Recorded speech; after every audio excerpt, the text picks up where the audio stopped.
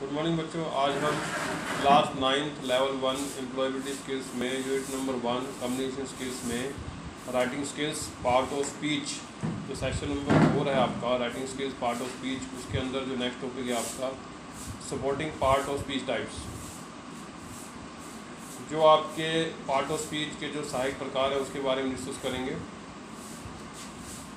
उसमें देखो क्या है, हमने जो लास्ट हमने किया था, जैसे एक सेंटेंस है आपका let us see how these words are you read loud. एक सेंटेंस है आपका wow Reema went to the studio and met a famous actor. ये सेंटेंस है, इसमें अपने चेक करना है नाउन प्रोनाउन वर्ब इसमें किस तरह के आपके वर्ड्स प्रयोग किए गए हैं, तो आपको पता होना चाहिए। We already know that Reema studio and actor are nouns. आपको पहले ही पता है कि रीमा स्टूडियो, इसमें जो रीमा नाम है और स्टूडियो नेम है और एक्टर नेम है, ये क्या है, संज्ञा है, ये नाउन है। और जो फेमस है आपका, फेमस आपका ऑब्जेक्टिव है, एडजेक्टिव मतलब विशेषण। Wow Reema went to the student and met a famous actor. तो फेमस क्या हो गया, एक तरह का जो एक्टर, जो नाउन एक्टर जो संज्ञा है आपकी, उसको उसकी प्रसिद्धि को, वो प्रसिद्ध है। फेमस एक्टर प्रसिद्ध एक्टर है, प्रसिद्ध क्या हो गया, विशेषता होगी, उस एक्टर की विशेषता होगी, तो उसको एडजेक्टिव है। जो नाउन एक्टर है उसका जो एडजेक्टिव वो क्या है, फेमस है। Here because it describe the noun actor. एक तरह से वो जो संज्ञा है आपकी, जो एक्टर संज्ञा है, वो उसको डिस्क्राइब कर रहा है। And the words went and met are verbs. और इसमें जो शब्द आपके वेंट से प्रयोग किया है, Reema went to the studio, Reema studio गई, तो जो गई है तो वेंट है, जो वेंट है आपकी क्रिया होगी, वर्ब होगी। और मेट जो हो गया, मेट ए फेमस एक्टर, और एक प्रसिद्ध एक्टर से, प्रसिद्ध कलाकार से मिली का मतलब मेट जो है आपका, मेट वर्ब्स हो गया, जो क्रिया हुई है और मिलने की क्रिया हुई है। And they describe an action, जो एक्शन, इसमें क्या एक्शन परफॉर्म हुई है, मेट मतलब मिली है तो एक एक्शन परफॉर्म हुआ, एक क्रिया परफॉर्म हुई।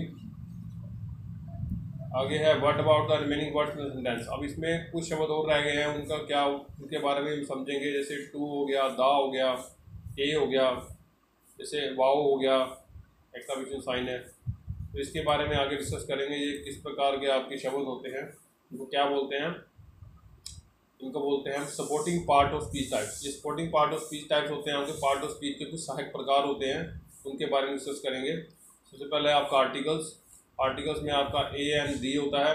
कंजक्शंस में आपके सेंटेंस होते हैं, दो सेंटेंस हैं, दो सेंटेंस को साथ में जोड़ने के लिए जिन शब्दों का प्रयोग किया जाता है उनको कंजक्शन बोलते हैं। ऐसे प्रेपोजिशन होते हैं, प्रेपोजिशन भी दो शब्दों को कनेक्ट करने के लिए प्रयोग किया जाता है। जैसे इसमें जार दिया, जार के अंदर बॉल है तो इन हो गया, जार के ऊपर बॉल है, जो ऑब्जेक्ट है आपका बॉल है वो ऑन हो गया जार के ऊपर, जार के नीचे अंडर हो गया, इंटरजेक्शन एक्सक्लेमेशन का साइन है।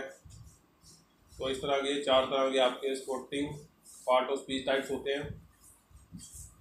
Along with the main part of speech there are some more words we need to make a sentence। मतलब ये इन तरह के जो ए एंड दी और जो सेंटेंस को जोड़ने के लिए जिन शब्दों का प्रयोग करते हैं, जैसे इन, ऑन, अंडर, एक्सक्लेमेशन साइन, ये भी शब्द आपके सेंटेंस को बनाने में मुख्य भूमिका निभाते हैं। देर आर शोन इन, आगे टेबल दी हुई है 1.10 टेबल में सपोर्टिंग पार्ट ऑफ स्पीच। कौन से, नंबर 1 है आपका articles. The word a and the are known as articles. दो शब्द हम ए, एन और डी, उनको आर्टिकल्स के नाम से जाना जाता है। Articles are generally use before noun, संज्ञा से पहले आर्टिकल का प्रयोग किया जाता है। An is use before words with a vowel A E I O U sound. आपको पहले ही पता है कि जो वावल्स होते हैं आपके ए ई आई ओ यू शब्दों में, इन वावल्स की जब आवाज़ निकलती है, बोलते समय आवाज़ निकलती है, तो इनको वावल्स बोला जाता है। वावल्स वाले, जैसे उनमें जिनमें आवाज़ निकलेगी उन शब्दों से पहले एन का प्रयोग किया जाएगा। An is used before noun with a vowel A E I O U sound. मतलब A E I O sound वाले जितने भी शब्द हैं उनसे पहले एन वर्ड का प्रयोग किया जाएगा। एन शब्द का प्रयोग किया जाएगा। ए एन आर्टिकल का प्रयोग किया जाएगा। A used before noun with a consonant. जो ए है, जो ए शब्द है आपका, ये व्यंजन के साथ संज्ञा से पहले इसका प्रयोग किया जाएगा। जितने भी अदर जो अल्फ़ाबेट्स हैं उनके साथ प्रयोग किया जाता है। जैसे इसमें अगर जो दा है आपका, the use to refer to a specific और पर्टिकुलर वर्ड, जो एक विशिष्ट शब्द या किसी विशेष शब्द को बताने के लिए वाक्य में दा का प्रयोग किया जाता है। जैसे इनमें आगे एग्जांपल सेंटेंस दिए the car stop suddenly because a cat run in front of it. मतलब कार अचानक रुक गई क्योंकि उसके सामने से बिल्ली भाग गई। तो इसका मतलब ये है, इसमें जो दा है विशेषता इसमें किस चीज़ के बारे में मेनली बात हो रही है वाक्य में, कार के बारे में। तो कार इसमें विशेष है, विशेष कार है, तो इसलिए दा लग गया। ऐसे ही इसमें नीचे ए बुक हो गया, बुक में कोई साउंड नहीं आ रही, ए आई होगी। ऐसे ही एन में एप्पल में ए की साउंड आ रही है तो एन लगा दिया। ऐसे अम्ब्रेला में भी यू की साउंड आ रही है तो एन लगा दिया। ऐसे दा सन के साथ दा लगेगा। ऐसी कंजक्शन है आपका, कंजक्शन और words that join two nouns. जो कंजक्शन होते हैं दो संज्ञा को जोड़ने का, दो संज्ञा वाले जो शब्द होते हैं उनको जोड़ने का काम करता है कंजक्शन, या फ्रेसिस या वाक्यांश को जोड़ने का काम करते हैं, या वाक्यों को जोड़ने का काम भी करते हैं। कुछ जो कॉमन कंजक्शन हैं, कुछ कौन कौन से होते हैं आपके, एंड और बट। एंड और बट इनके द्वारा वाक्य को जोड़ा जाता है। आगे एग्जांपल के उदाहरण के लिए स्टार्ट हो बजाय इसके कि Sheela went to the market, Sheela बाजार गई। I also went to the market, मैं भी बाजार गया। बजाय इसके ये दो सेंटेंस हमने लिखे हैं, अलग तरह दो सेंटेंस हमने लिखे हैं। इन दोनों सेंटेंस को कंबाइन करके एक सेंटेंस बनाना है। तो इसमें कंजक्शन वर्ड का प्रयोग करके हम एक सेंटेंस बना लेंगे। जैसे Sheela and I went to the market, Sheela और मैं मार्केट गई। तो इसमें क्या हुआ, दो सेंटेंस बने हुए थे, दो का एक सेंटेंस बन गया। इससे आपका सेंटेंस छोटा भी हो गया, इससे कंजक्शन के साथ सेंटेंस छोटा भी हो जाएगा, लेंथ छोटी हो जाएगी और दो सेंटेंस को एक सेंटेंस में बनाने में मदद मिलेगी। सिंपल सेंटेंस बन जाएगा। Instead of do you want oranges do you want apples. बजाय इसके कि आपको क्या आपको संतरे चाहिए, क्या आपको एप्पल चाहिए, बजाय इसके कि आप एक सेंटेंस बना सकते हो, दोनों का एक सेंटेंस बना दोगे। डू यू वांट एप्पल्स और ऑरेंज, क्या आपको सेब और संतरे चाहिए। प्रेपोजिशन होते हैं आपके, प्रेपोजिशन में क्या होता है, preposition connect one word with another. Preposition का काम क्या होता है, एक शब्द को दूसरे शब्द के साथ जोड़ने का काम किया जाता है और उनके बीच में संबंध दिखाने का काम भी करता है।